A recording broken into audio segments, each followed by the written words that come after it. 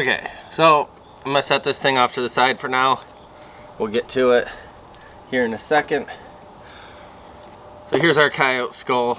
Here's our jaw. It's separated, remember, when we pressure washed it. We'll be able to bleach this thing and then we'll glue it back together. It'll fit right back together just like so. And then it'll fit inside here, which always takes me a minute. There we go. So that's what we're gonna look for when we're all done. But we got a little bit of a process ahead of us. So what we're gonna need is, I like to use these little throwaway brushes. I try to use them for the couple times that I need, then throw them away. The bristles will get all bleached out and nasty. Go to your local beauty supply store. If you walk in there as a dude dressed in hunting clothes, I usually know what you're up to. I use the 40 and I get the cream. It's already, it's not like your normal peroxide. Now this is, I guess I should state that, this is peroxide. So this is 40. I don't think you can get anything higher than 40 without having some kind of a beauty card thing where you're certified hairstylist, but 40 does the job just fine. If you don't get the cream, then it's just like your normal peroxide that you buy to put on your wounds or whatever. It's just liquid. It just goes on here and evaporates too fast. So the cream will help hold it. The other thing that helps hold it is this BW2. It's a bleaching powder. So if they're out of stock on this, I like to mix them both anyway, but you can get the liquid, mix it with this powder, and voila, you got like a cream-based solution. And then obviously something that I like to use is these Dixie cups and throw them away. So you're gonna basically put a liberal amount on this and you're gonna let it dry. So we'll squirt some of this in here. If you get any of this on your clothes, it will bleach your clothes out. You'll have white spots on your clothes. Alright, so here's our powder. Take a scoop. Looks about right. I like a nice thick amount here, thick consistency. It helps hold it all there better, in my opinion, but you can use just the cream, it'll be just fine. Alright, so now we got our powder stirred in. Now all we're gonna do is just coat every single thing. So I like to coat from the inside. This will bleach the teeth out, everything. You just want to make sure that you cover every single bit. And sometimes you think you got it, but it skims right over it. So if inside the teeth, like this dark tooth, we gotta make sure we get it in there. Just use our bristles. If you want to wear gloves, wear gloves.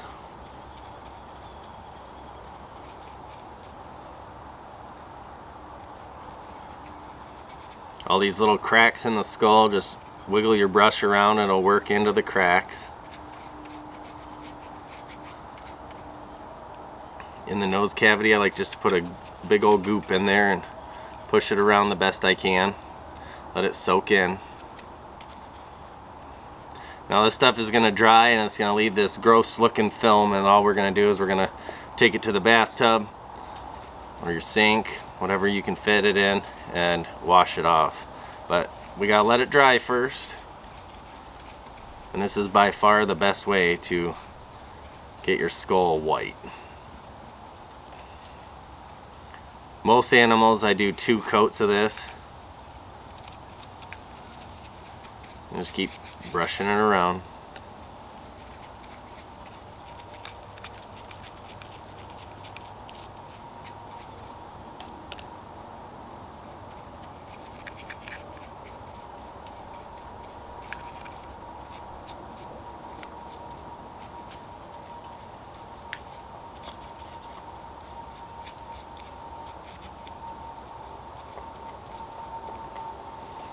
I like to get up in here too. This peroxide out. Now these nodules here is what I was talking about, that on a deer you can see like the little hole right there. Stick your screwdriver in there and you just lift up, it'll snap that nodule right off, and then you can get sprayed in there real good. I was looking at this one, the coyote didn't seem as bad, so I left it on there. but it's easily, you could do the same thing on this and just pop those right off.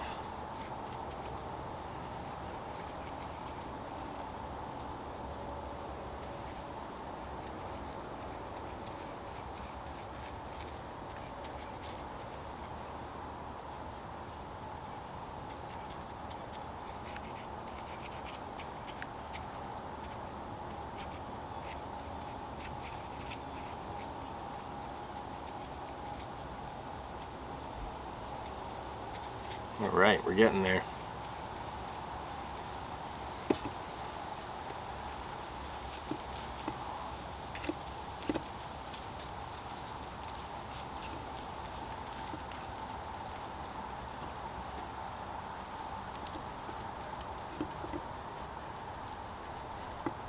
There's a darker area, you can add it a little thicker. Dab it up on there.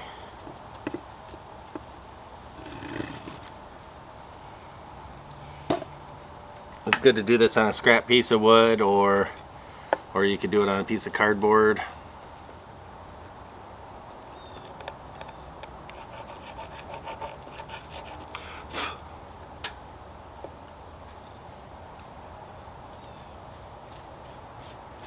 If there's any loose teeth or any parts that are loose, then you can always glue them in when you're done.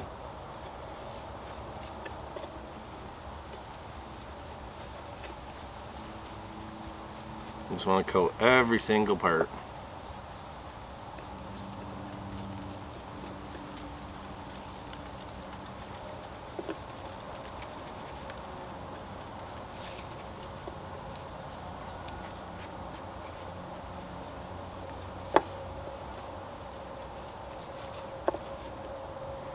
You can tell this coyote I overcooked it just a smidge, but it'll be alright. It's got a little dark spot in here. We'll just add some more peroxide solution here. Set them off.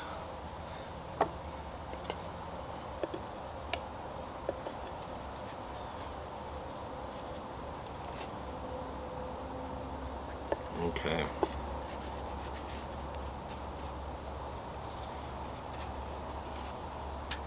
Go ahead, take your time, make sure you got every nook and cranny, because even though you're going to do 2 coats, you can do 3, 4, as many as it takes. I like to try to just do 2. And I don't like to miss a spot because they'll bleach out differently. Or I guess we'll call it peroxide out differently.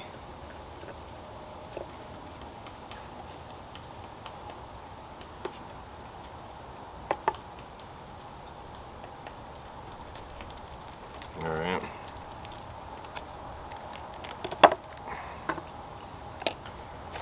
Alright, let me set this off to the side for a second.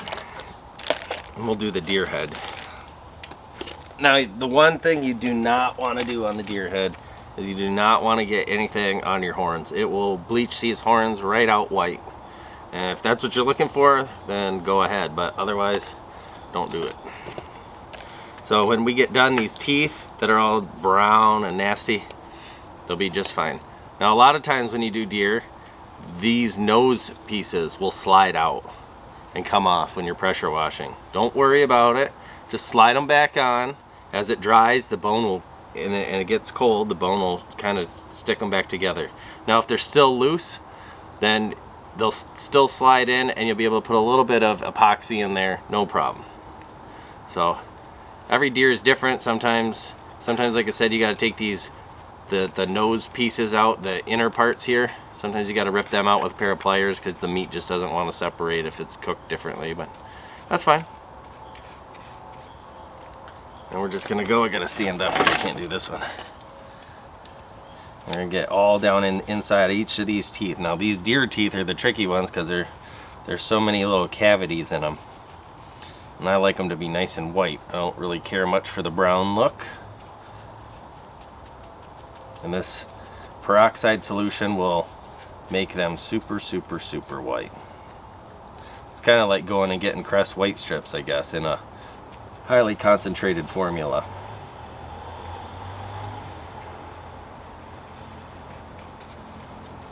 Alright, so now we got our teeth pretty good there. I just like to keep tapping it in there and work it in, because sometimes inside these teeth that foam will just sit up on the top. You can almost see it like this right here. This one tooth right here, I didn't get it, so we gotta get a little bit and get it worked all in there. All right, now we're gonna work on this side right here. We're gonna get in these little holes inside the nose pieces. Make sure we're getting as far down as we can get our little brush in there, because when this is on display, someone's gonna be looking up into that nose, and if it's all brown looking or from boiling, right? Because you can see these dark spots, right? All the dark from inside the plates of the head, that'll be all, won't even be able to see them. They'll just blend right in, they'll all be white. So here we go. Now in these other nose pieces here, we just dip our brush and get them as far as we can get them in there.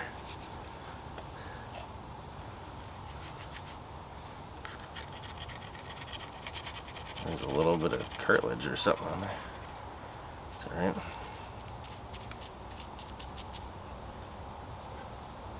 Get up inside these eye sockets.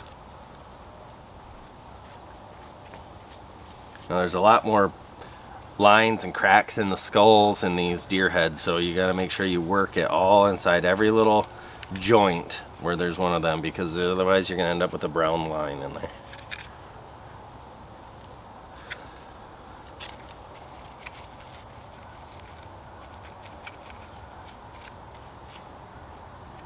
Okay, now when we get up towards the antler, that's going to be where we got to take our time a little bit more and make sure that we don't get along the burr, which would be this base where it's bigger here.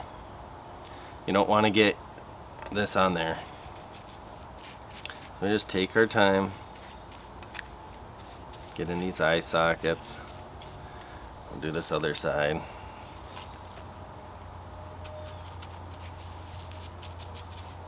Okay guys, so my peroxide mix is dry now.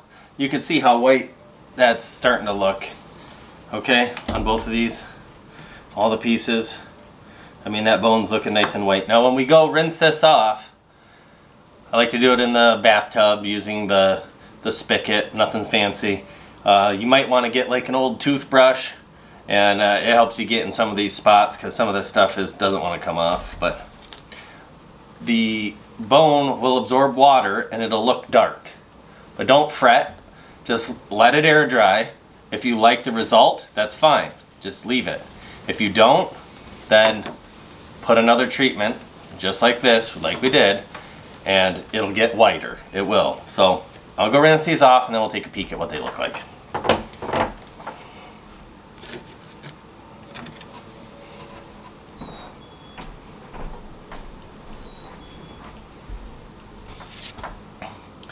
Okay guys, so these are out of the tub now, rinsed off, starting to air dry, looking really good. I don't think I'm going to do a second on this one. This one came out really nice and white. You could see all these little grooves. Remember, it was really dark inside, all the little squiggly lines. His teeth were really dark. They're nice and white now. And that's just letting it air dry till that stuff is dry. This is 2 days later, so I didn't get around to it in 1 day, so 2 days later. Rinse it off in the tub, nice hot water, hot as I can stand, and just rub all over, everywhere you can touch. Scrub it with the little toothbrush or whatever you got, and help break all that stuff loose, because it gets all slimy. Now wear some work clothes, because even though the peroxide was dry, it will wreck your clothes when it gets wet again. So this guy, remember how dark his tooth was in here?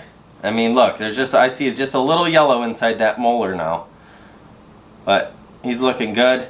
He has some weird little rust spot here.